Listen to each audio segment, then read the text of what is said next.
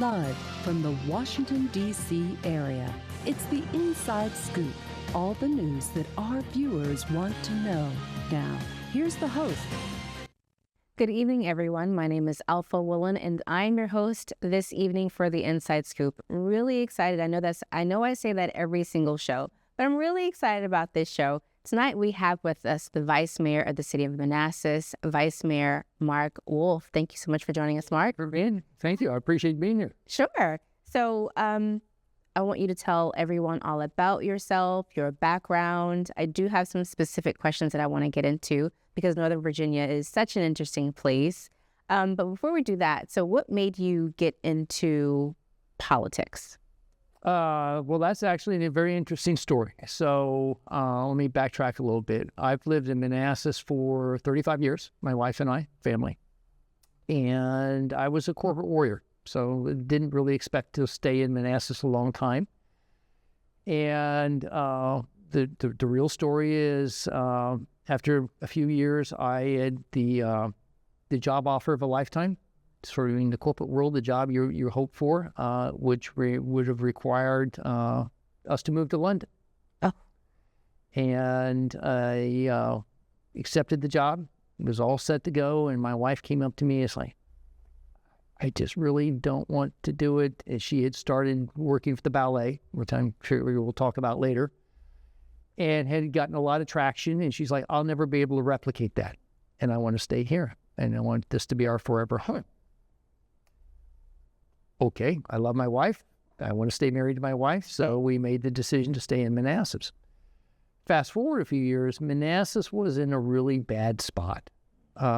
This was late 90s, early 2000s, and Center Street in downtown Manassas was a lot of boarded up businesses, and it was just a really tough time for this community. And a group of citizens got together in my family room and started talking about what we needed to do as a community to improve things. And the upshot of the conversation was, well, to effect change, it requires the political process. And that takes candidates. So there's probably 15 or so people in the room. And the person, we started going around the room, okay, who's going to run for city council? Who can run for city council? The person on my left, went around the room, and it got back to me. And I had never, ever thought about doing elective office at all, even though I had a degree in political science and history in the day. But it got back to me. And this is a year after my son had been killed in action in Iraq. And I thought, how can I do less than what we taught our kids to do? And that, therefore, I would start the process. Wow. And that was, 18 some years ago, 18 and a half years ago. Wow, and here we are today. Here we are today. Yes. So sitting in your living room, you had no idea that you left that night, you were going to raise your hand to be a candidate. Oh, I said I would raise my hand to this group, and they, of course, all said, we'll support you, because they were glad it wasn't them. I had no idea that 18 some years later I would still be here doing this and enjoying it. And I had no idea, frankly, obviously, of some of the issues and things we've dealt with and some of the accomplishments we've had over those years. It's been an amazing experience. Wow. One I'm very, very appreciative of. So the concerns that you had, you said this was like in the late 90s? This was actually, I think it was like 2005. Oh, okay. Or 2006 and 7, yeah. So of the concerns that you had then, were you able to make any changes in those, or Have we made progress? Yes, we have. I tell people sort of Wolfe's rules of government, one of which is there's no point of arrival. You're never done. But in terms of building a better community, improving the economics situation for our residents, creating opportunities for our school children, to be able to improve the quality of life in the community, the business climate, Just comparing Old Town Manassas now to what it was all those years ago, it's night and day. Wow. Getting investments, whether it's Micron or things at the airport or some other projects that we have going on in the community that create opportunities. We've done you can obviously argue, but I think we've done a really, really good job of turning things around and making Manassas in the larger community, the greater Manassas area, shall we say, a destination. It's a place where, Manassas always was sort of, people had a chip on their shoulder and sort of, it's Manassas. Well, now, no, it's Manassas, and that's a happening place. Wow. And I know it's happening because I sit on the board for the Council of Governments. So I go to my Council of Governments meetings. I get people from Maryland, D.C., Northern Virginia come up to me and say, "What is in the water at Manassas? You guys are killing it." And that's obviously hugely gratifying. So, and the gratification is it's our people that are benefiting. Absolutely. So it's really good. Yeah. So you've been, you were first elected in 2008. 2007. 2007? July. I am so old, I go back to May elections. Okay. So I always do some research and some digging on my guests. And your first 2 terms, you ran as a Republican. I did. And then you switched parties in 2016. I did. For your third term. What made you make that change? Oh boy. I ran as Republican because I think you would describe me politically as sort of the absolute middle of the road. Whether that's a blue dog conservative Democrat or liberal Republican, there used to be such a thing as liberal Republicans back in the day. But I've always believed in strong fiscal policy.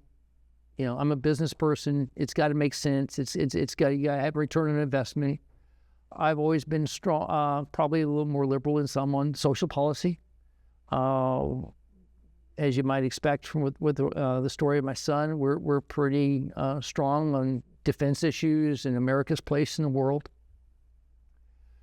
But I ran as a Republican and felt comfortable there. But as the Republican Party evolved, it wasn't my place. It wasn't the people I frankly wanted to be around and felt comfortable being around. As the beliefs moved significantly to the right.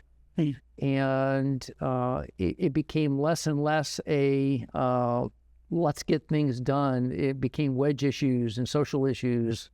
And that's not what I was about or am about. And so at one point I just had the realization, all my friends that I socialize with are over here. Why aren't I with them? And so made the change, which of course upset a lot of people on both parties. So it was, you had people on the Democratic side. Is he truly a Democrat? Does he believe in the democratic values? Which I think I do. And I had to prove myself, which I think I have over the years.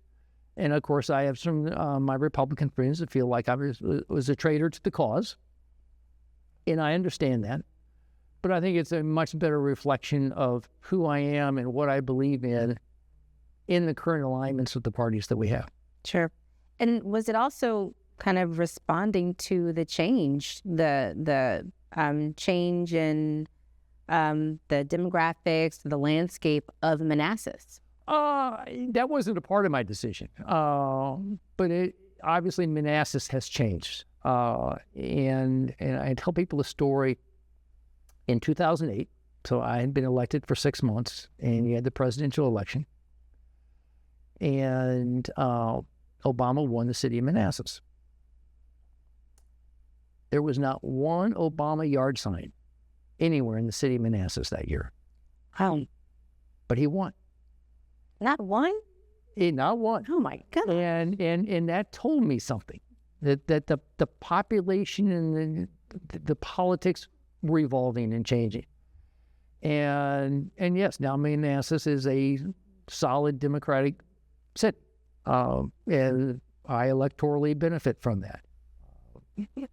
As politics 101, you want to do something, you got to win. Right. Got to get elected. So I take, I don't apologize for getting elected. Absolutely. Okay, so here we are. But I want to, before we go on to our next, before we go to our first break, I want to go back to something that you mentioned.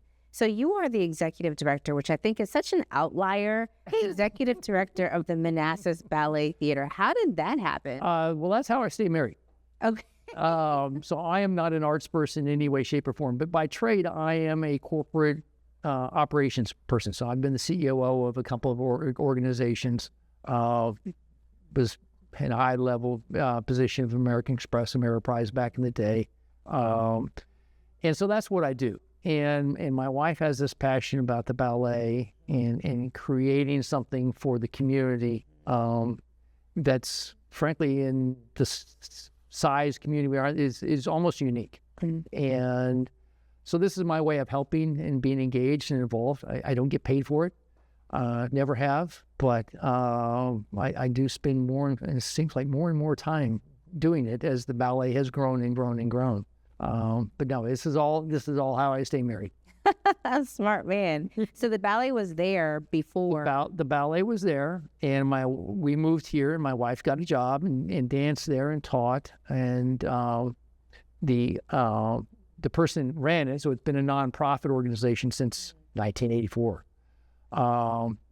Essentially handed things over to my wife. Amy had the crazy idea that Manassas, Prince William County, Northern Virginia, should have its own world-class ballet company, since you don't have to go down to the Kennedy Center. And all the benefits that accrue from that in terms of quality of life and the business community, being able to have something to offer the business community to attract residents, talent to the community. And she has a passion and has been obviously incredibly successful at it. So she has built it into the largest arts, nonprofit performing arts organization in Northern Virginia. So yeah, it's really something special she's got. Wow, so that rivals the Hilton Performing Arts Center. Well, we're at the Hilton, so we're the resident ballet company of the Hilton. Wow. And so that's been a huge part of our growth and success. Oh no, that's fantastic. So everyone, don't go anywhere. You can see this conversation just now heating up. So please stay for these 2 minutes of PSAs, and we'll come back and continue our conversation with the Vice Mayor of the City of Manassas, Mark Wolfe. So I just moved in with this family, and it's embarrassing. The little one, he likes to go outside and crawl around in the giant litter box. I don't know what he's doing. I mean, I was born and I knew how to use the litter box. Look at that. That's disgusting. Oh, poop already. You're making me nervous. Oh, okay, I can't look at this anymore. I really hope he grows out of this, for his sake. So how was work?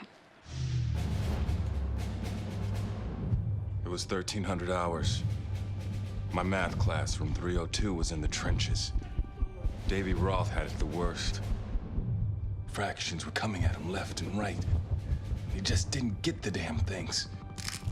2 days ago, I tried to teach him what 1/4 of 1/2 was using different sizes of blocks. Yesterday, I tried again by dividing up pizza. Both missions failed. Oh, no. But today, I was ready. I created a combat math game where the only way to beat the enemy is to out-fraction them. Davy conquered every last denominator. My game was so successful, the principal is deploying it to math squadrons all over the school. Anywho, how was your day? Oh, today my boss treated the office to salad wraps. Salad wraps. I know. 150 over 90. 180 over 111. 160 over 110. I had a stroke. This is what high blood pressure looks like. You might not feel its symptoms, but the results from a stroke are far from invisible or silent. If you've come off your treatment plan, get back on it or talk with your doctor to create an exercise, diet, and medication plan that works for you. Go to loweryourhbp.org. If I would have followed a treatment plan, I would not be in this situation.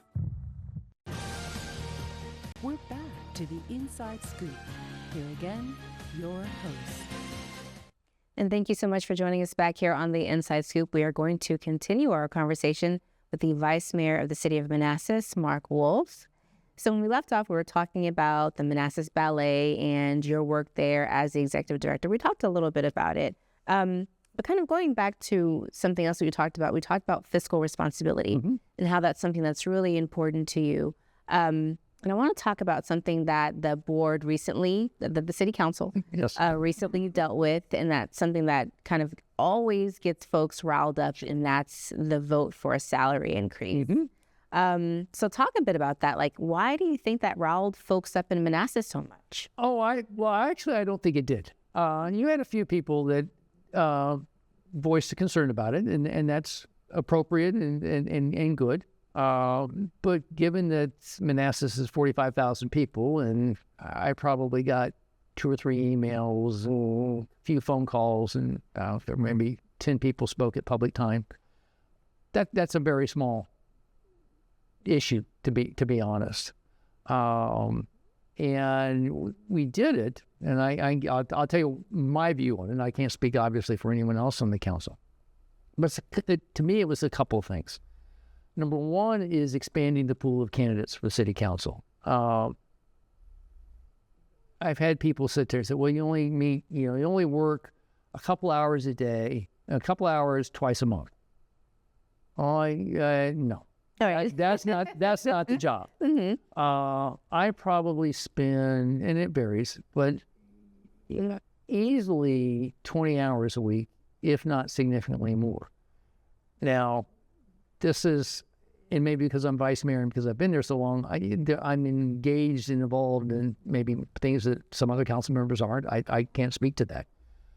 But I know I spend just a tremendous amount of time doing this. And I think it's what is expected. I think it's what's required to really do the job well.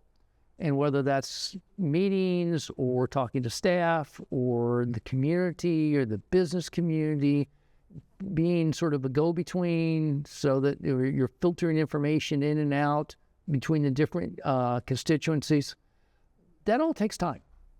And for the average person to be able to do that is just, they have to be compensated in some form or fashion for it. And it's one of those things, is what we did the right number? I don't think there is a right number. I would tell you what's a wrong number. I think for example, what we do in Virginia with our delegates and our state senators is criminal. They would probably agree with you. I would hope they would. And we're trying to get it so that a working person can still be engaged and involved. If they want to run, if they can win, they can do it. The other piece of the puzzle, as I learned a long time ago, people don't value what they don't pay for. So if you get something for free, it's disposable. And not that you're paying me or anyone else more, and it makes you value me more, but maybe the position, because this is more about the position. And so that's where what we did in not putting the increase into effect until July of 2027. So it's this 15, 16 months out from the time we passed it. Will I benefit from it? Yes. But it's not so much for me, it's for those that will come after me or run for office in 2027, 2028. And again, just expanding the possibilities for people to be a part of the process. I think that's really, really critical, because they just can't be that I'm either wealthy or I'm retired.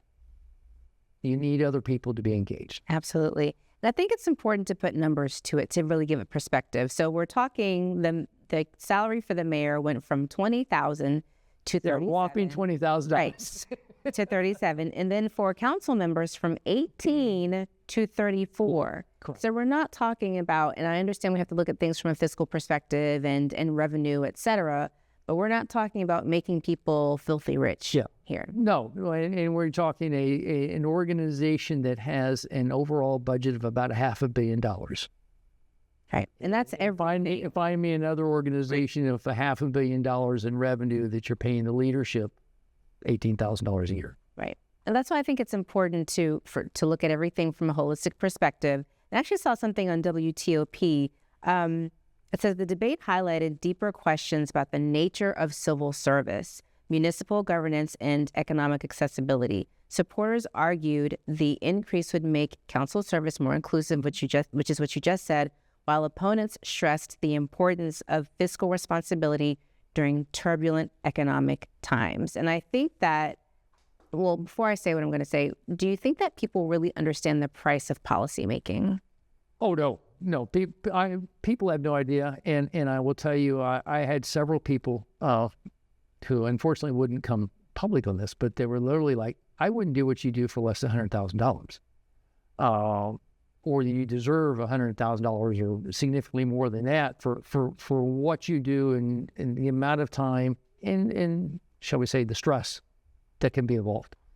I don't agree with that, obviously, but again, what's the right number? I don't know. The physical impact, it's there. I think the all-in impacts about $100,000 or less annually.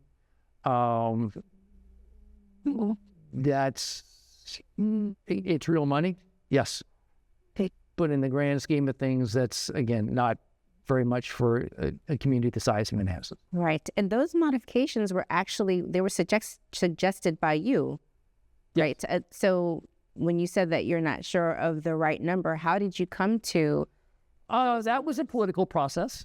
The original proposal was a little bit higher than that, and I had one council member voice a concern. And as vice mayor, I act sort of as the whip within the council in a legislative process, and talking to the other members and making sure that if it's something we're going forward, I've got 4 votes for it. And I was like, okay, well, we took that one member's input into effect and said, okay, we'll appreciate that, and we'll scale back. And the other people that supported the proposal agreed to that. So it was a legislative process. Right. And so going back to the quote about turbulent economic times, we can't deny that everyone is experiencing that right now. And I think specifically as it relates to the government shutdown, Northern Virginia, D.C., Maryland, but specifically our region, we're experiencing it the most. Yeah. So can you talk a bit about what the city is doing as it relates to SNAP benefits and how the government shutdown is affecting the city? The government shutdown, well, first off, let me back up and say it always seems to be turbulent times anymore. Right. Whether it was COVID or shutdown or this or that or inflation, there's always something. Right. And that's just, again, that's part of what you buy into when you decide to get into the public policy arena. So with regard to the current shutdown, first off, obviously, we hope it ends tomorrow. Yeah. It won't, but we would hope it would. So the city has been focused, supporting with the action the governor has taken with regard to the SNAP benefits. We have really been more, thus far, focused on the working with our legislators, the people in the Hill. I was with Congressman Subramanian just the other day, talking about this and encouraging them, we believe in holding the line because this whole discussion on benefits is about people's livelihood. It's about enabling them to have health care. I have a person I frequent for personal services that has takes HIV medication, and he said in the new world it would be $4,000 a month. Oh my gosh! And that's just not possible. That's not sustainable. And this is people's lives we're dealing with here. So it's a matter of imploring whether, my friend Rob Whitman, I would say the same thing to Rob. There's a reasonable way to get past this and move forward. And I need you to give a little bit so that frankly, the Democrats in Congress can give as well and pass a budget and move this forward, because there are a lot of other things in this that they don't like, that they don't support. But providing for the, basic needs for people, the people that elect us, that's what this is about. And that's right. And encouraging them to have this dialogue and get this done for everyone's benefit. Absolutely. That's been our focus thus far. Are there organizations like Food to Feed or local? Well, there's all the social services organizations, the food banks, the medical providers in the community. We have not gotten to the point where we have looked at any kind of supplemental appropriation or financial support. I was at a briefing from the Council of Governments the other day about food insecurity, and that is probably the number one growing issue before us right now. That's real time. I think if this continues much longer and we don't see an end game, then this is something we and other localities are going to have to look at, because the stress on the system, the floor, the safety net is getting to be unsustainable. And in some way, somehow, someone has to step in, and if it's not going to be the federal government or the state government, then it's up to the localities to act. Sure. Speaking of federal, or the impacts of federal policy, or even executive orders, have you had any constituents kind of express concern around ICE or ICE activity? Oh, yes. In the city? We have. Manassas has a very significant Hispanic population. I think it's about 40% of the total population.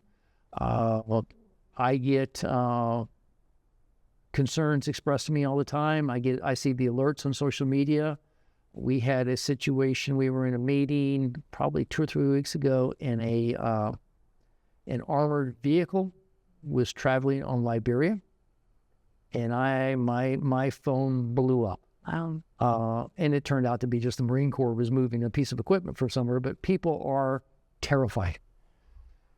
And is illegal immigration illegal and improper? Yes. But there's other ways to deal with it than, frankly, terrorizing and demonizing a significant part of your population that are good people, are here working, paying taxes, being a part of community, and frankly, wanting to share in the American dream. And that's the biggest. Absolutely. Don't go anywhere. We're going to continue our conversation with the Vice Mayor of the City of Manassas, Mark Wolfe. Okay.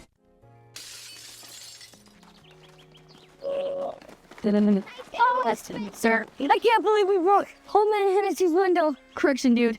You broke. I just threw the ball. This is really bad. What are we gonna do? Really? Open the door. Ask for the ball back. Are you serious? It's my ball, Myrtleback. It's hard to run away. Yeah, to Uruguay. Kiss your life goodbye. Sorry. Let's go. Yes. See you there. Yeah. Train me in your wild. Nice nipping. Some friends you are. Darn. Oh. She's smiling face.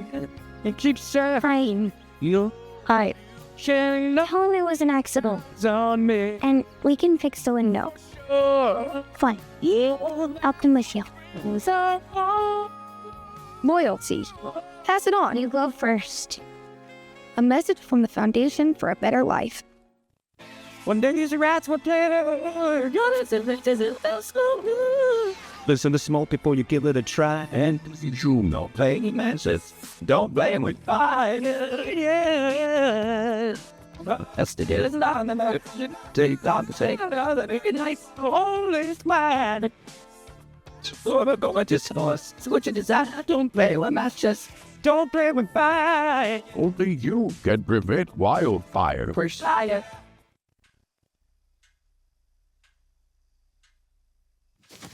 Awkward.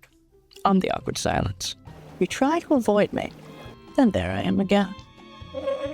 But an awkward silence can be a great thing. Like Tilly here is about to demonstrate. You haven't really been yourself lately. Are you okay? Find out how you can help a friend with their mental health at seizetheawkward.org. We're back to the Inside Scoop. Here again, your host. Thank you so much for joining us back here on the Inside Scoop. I'm Alpha Woolen, your host for the evening, and we are with Vice Mayor Mark Wolfe. And before we left off, we were talking about the concern around ICE in the city of Manassas and how recently someone saw an armored vehicle, and that just made folks call the office because there's fear there. Yes, very much so. So one of the things in Manassas, in Prince William County, is we are in the city of Manassas. Again, I won't speak for the county, but is not a part of the ICE agreement. Our police chief has been very clear. Immigration is federal legislation. Our police are not even authorized, deputized, to make immigration arrests. But we do work with ICE at the jail, which I think is utterly appropriate. So if ICE identifies a person is at risk to the community that's in our jail, then that transfer takes place. But our police department, and again, we were one of the first communities that engaged in community policing. And that's been a huge success for Manassas. And we do not want to do anything that will prevent our citizens from working with our police department to have the best community we can possibly have. And I just want to reiterate for all of our residents out there, our police aren't going to turn you into ICE. That's not what not what we're about.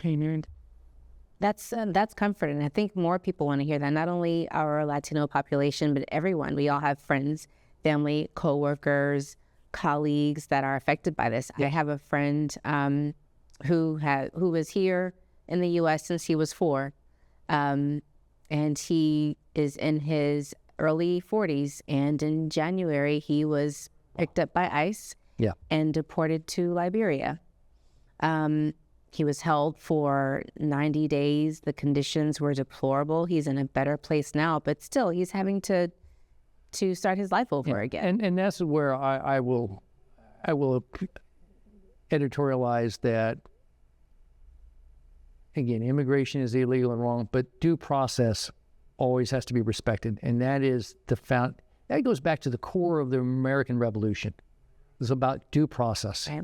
And we cannot lose that, because that is a guarantee of our freedoms and our personal rights. Absolutely. You're getting ahead of me, but we're going to get back to that. Everyone remember that thought. We're going to talk more about that. But just kind of piggybacking, or kind of segueing, I should say, that's the best word. We're talking about ICE. We're talking about SNAP benefits. There's a cost to making sure that citizens and constituents have a certain quality of life. And so one of the avenues to diversify tax revenue that's come to Northern Virginia, the D word, data centers. Absolutely. So what are your thoughts on data center regulatory policy, specifically how it's affected? So the city of Manassas is adjacent to Prince William County, but what happens in Prince William County affects the city? Sure, it does. So let me speak to the city of Manassas. We have been fortunate in that we've had the opportunity to learn from what Prince William County and Loudoun County in particular have done. In Manassas, data centers are allowed by right in industrial property. And again, we're blessed in that Manassas is a relatively small jurisdiction, whole 10 square miles. So our ability to sort of fine-tune our zoning is significantly better than a much larger jurisdiction. So with that, none of our industrial areas are abut a school or a large residential community. And I was, in the last election cycle, was out talking to voters, and I mentioned to them, it's like, do you know where your data resides? They're like, not really, most people. They sort of think it's the cloud, and it's just sort of effervescent. That's right. Yeah. It's a physical item in a computer in a building. And I actually had the conversation with people, your data physically has to reside somewhere. Do you want that to be here, or would you prefer it to be in China? Well, university, they said, well, no, I don't want my data to be in China. I want it to be here. So like, okay, then it's got to be somewhere. Data centers are infrastructure, and they're economic drivers. And just like a road, a bridge, a train track, anything else, they need to be regulated. They need to be put in appropriate areas. There needs to be give back to the community, the engagement with the community. But you can't not have them, and you can't really NIMBY them. Because it's nice to say, well, not yeah, we need data centers, but not here. Put them in Arizona or wherever. Mm-hmm. Well, the fact of the matter is, Manassas, Prince William County, Loudoun County to some degree, is this amazing intersection of fiber, power, and talent. And the data center industry realizes that. And just as the railroads made Manassas a community back in the 1800s, the power lines and the fiber lines are making it, and again, the Prince William County, a hub today. And we benefit from that hub. To take the conversation a little further, I always get people coming up to me and say, lower my taxes. The first thing I will come back with is, okay, what do you want me to cut? Well, no one ever has an answer to that. So then the next answer becomes, well, we can only cut taxes or lower the rate of increase by, frankly, having new revenue sources. And let's be very honest, data centers are the golden goose. Each data center will generate $5 to $10 million in ongoing revenue to their jurisdiction. Well, if the city of Manassas, my total general fund budget's $150 million a year. So 20, 30, $50 million in data centers is a huge, huge opportunity. An opportunity to lower taxes while we're still improving the quality of life. I mean, ensuring our teachers are well paid, that our policemen are well paid, because I'm competing for teachers and policemen and firemen against Alexandria and Arlington and DC and the federal government is recruiting police officers to become ICE agents. So if you want great quality of life and a tax bill that's reasonable, you're going to have to find a way to work with the data center community and make it happen. But that $20-30 million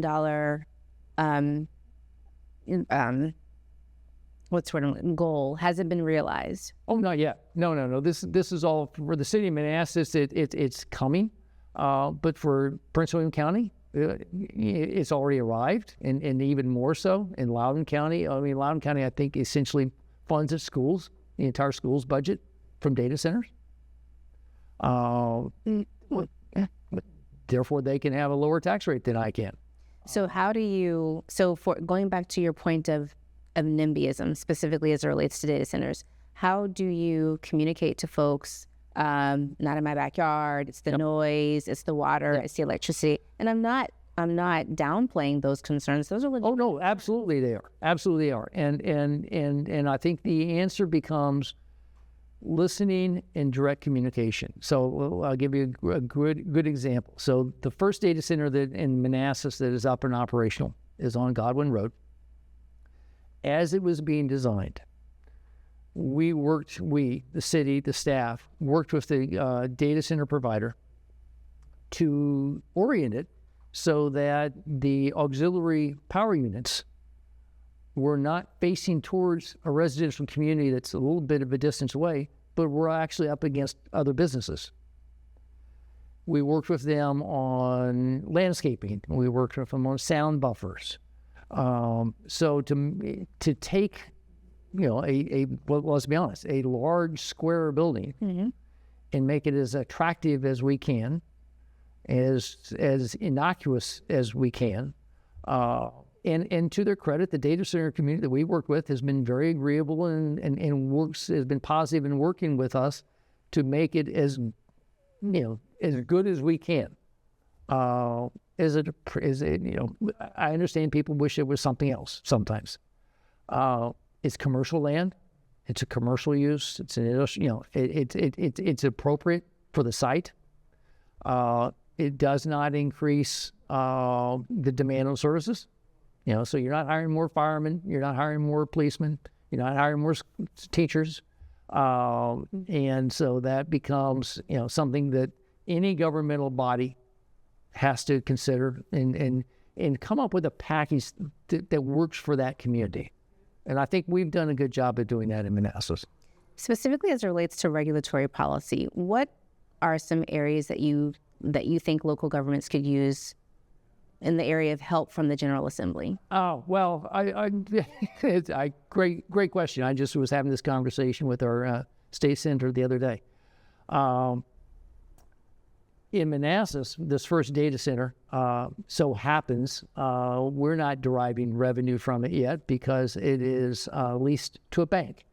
And banks don't pay local property tax on bank property in Virginia. Even though, so they consider this bank property. So we're working to change that legislation. That's just quite a loophole. It's quite a loophole. But the other thing I think becomes back to the larger issue from the State Utility Commission and the legislature about the infrastructure surrounding data centers. And I would say, I think I'm pretty safely say, everyone in the city council believes data centers need to pay their way. There's no reason that the individual citizens are helping to pay for the infrastructure that supports the data centers.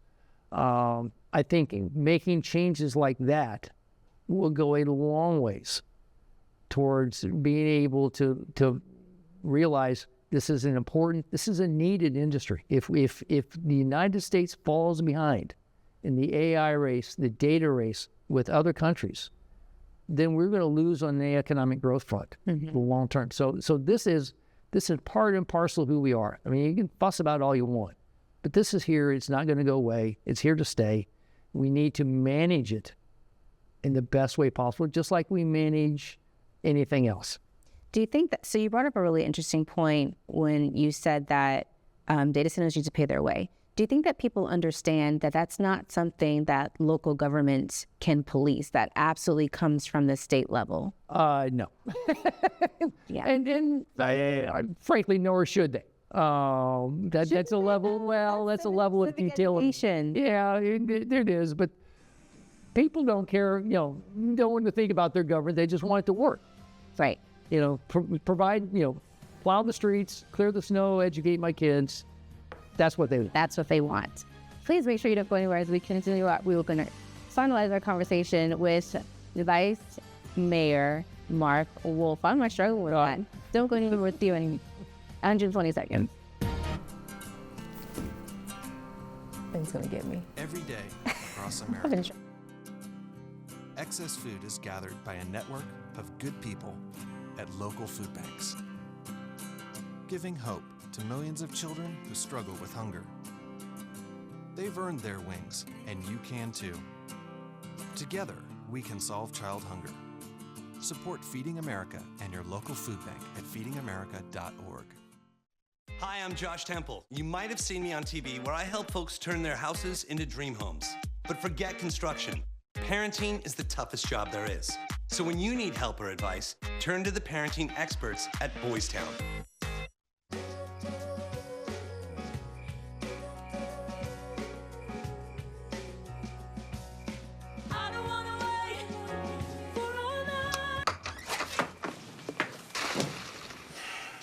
I was afraid of that. Well, guess it's time to get you fixed. Your pets will start fooling around sooner than you think. Go on, get out of here! Accidental litters lead to millions killed in shelters each year. Help prevent more. Fix at month 4.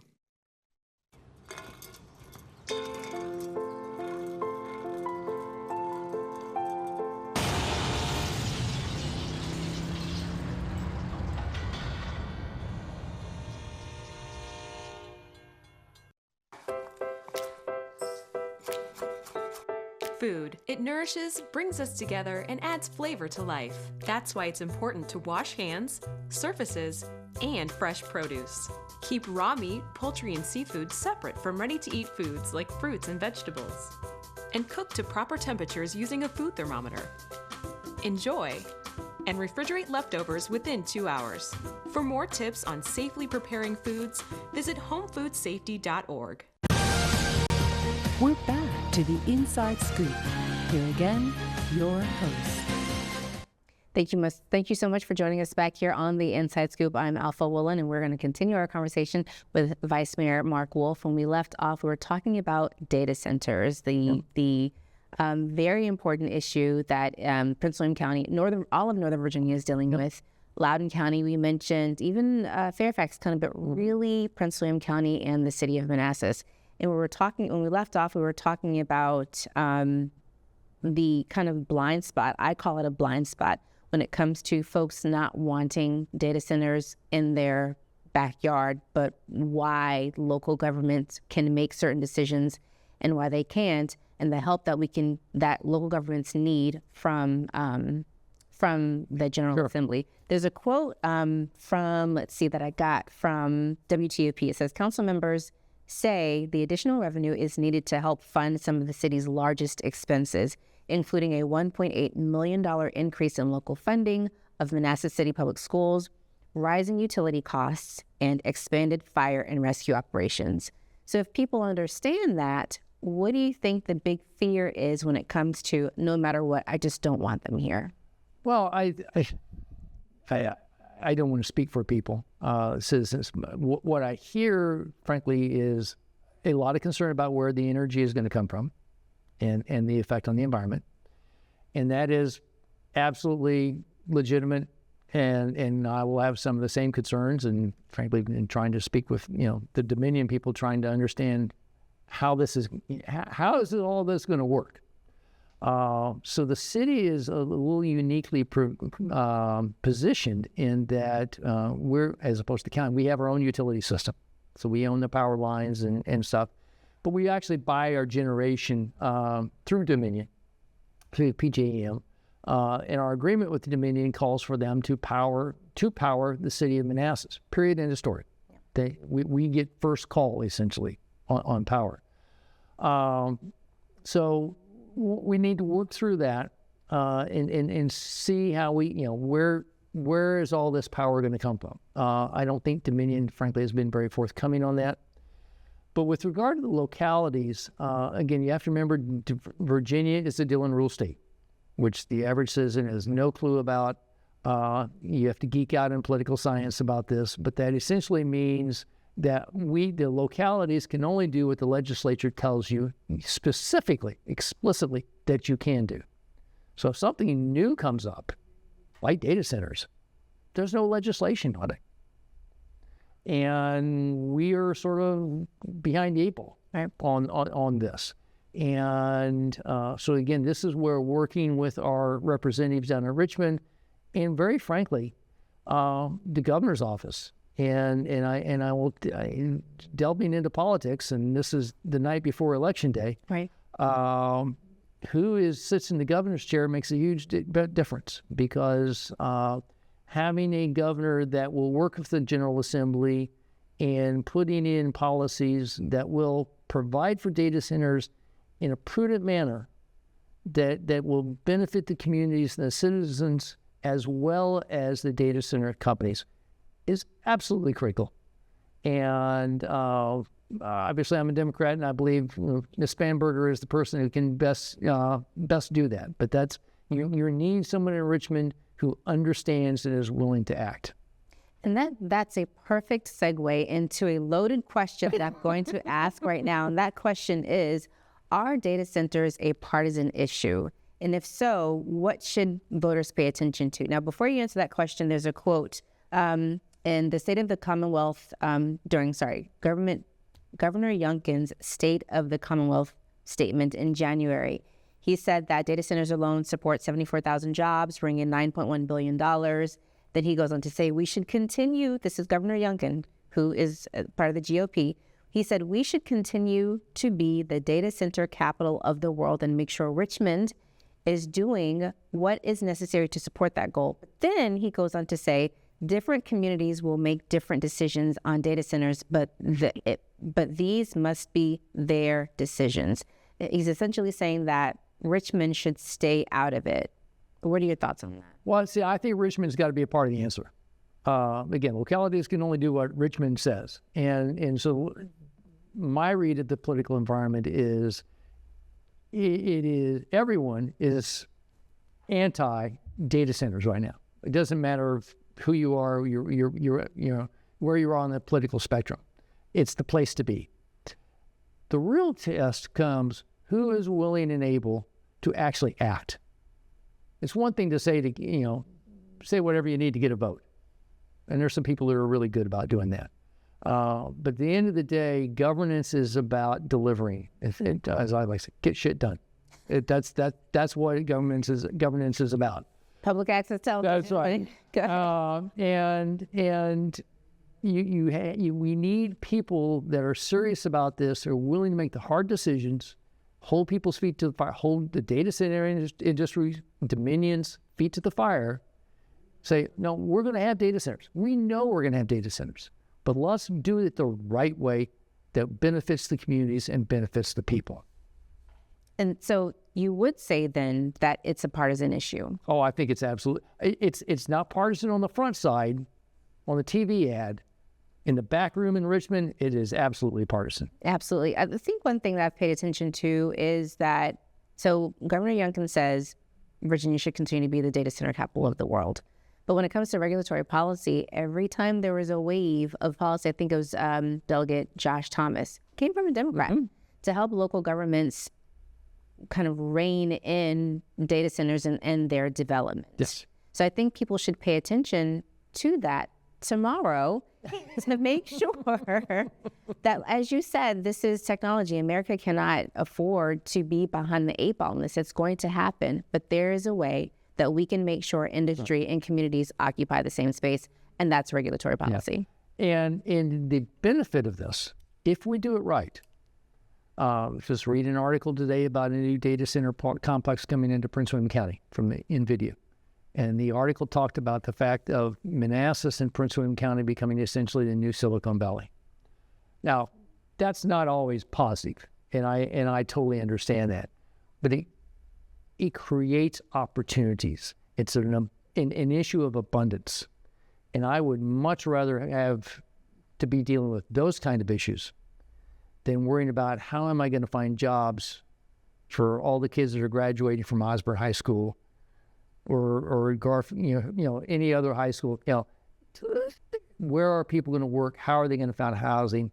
This is how we solve those problems. Absolutely. So you brought up NVIDIA. I did a bit of research on that too. And what's interesting about that is that NVIDIA is the world's most valuable company at $5 trillion. And essentially they're going to create this flagship product that links the power grid and data centers and to optimize energy. And I think that's important for people to know, because one of the biggest concerns that they had, or not they, but communities have, is data centers' impact on the electric grid.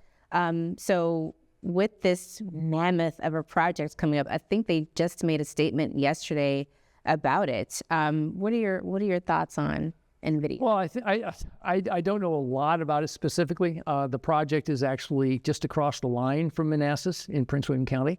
But conceptually, I think it just makes all the common sense that this is where that industry has to evolve to. I can tell you in Manassas, there is a potential project that has looked at a high pressure gas line as a possible source of fuel that can convert that into electricity on site rather than relying on Dominion to bring in power. We got to get to the out of the box thinking, and frankly, multiple ways of thinking about this. And one thing of the data center industry, first off, let's be honest, it's a bunch of really smart people with a lot of resources. And if we push them, we require them to come up with the answers rather than not the easy answer, but to think further, to work for the right answer. We can do this, and we can get this done. Absolutely. So, Vice Mayor Wolfe, with 1 minute left, how can folks get in contact with you? Because we've talked about some really interesting topics. If people have questions, how can people contact you? Sure. The easiest way is my email. So MWOLFE@ManassasVA.org. I'm on Facebook. It's just Mark Wolfe. Really easy to find. My phone number is listed, 703-257-1702. And I live right in the center of Manassas, across the street from the fire station. So, like I said, I'm easy to find. Easily accessible. Vice Mayor Wolfe, thank you so much. Well, thank you. I really appreciate it. Absolutely. Great pleasure. Absolutely. So before we leave out, I just want to leave you all with a few thoughts that democracy has always been more than a system of government. It's a promise that power derives from the people, that rights are shared rather than bestowed, and that each generation will renew that covenant of freedom and responsibility. But unfortunately, in today's climate of disinformation and political distrust, that promise is under extraordinary strain. So now more than ever, democracy needs apologists. The term apologetics comes from the Greek word apologia, meaning a reasoned speech in defense. The great democratic movements of the past were sustained not just by voting and legislation, but by voices willing to explain and persuade and inspire. And oftentimes, those voices were from people experiencing the most injustice. The viral speed of conspiracy theories, the erosion of civic education, and the normalization of authoritarian rhetoric have left many Americans questioning whether democracy is even worth preserving. But I say that democracy survives only when people understand its value and defend it. That means journalists, educators, community leaders, and ordinary citizens must step forward as apologists for democracy by crafting clear arguments, countering misinformation, and demonstrating how democratic processes, though imperfect, remain the best means of achieving fairness, equity, and accountability. Without dedicated advocates, democratic norms become fragile traditions instead of living commitments. So the time to speak, the time to write, and the time to act and vote on democracy's behalf is now, especially tomorrow, before the freedoms we take for granted become the dreams of the past. I am Alpha Woolen. I've been your host this evening for the Inside Scoop, and we will see you next week. Thank you. Of course.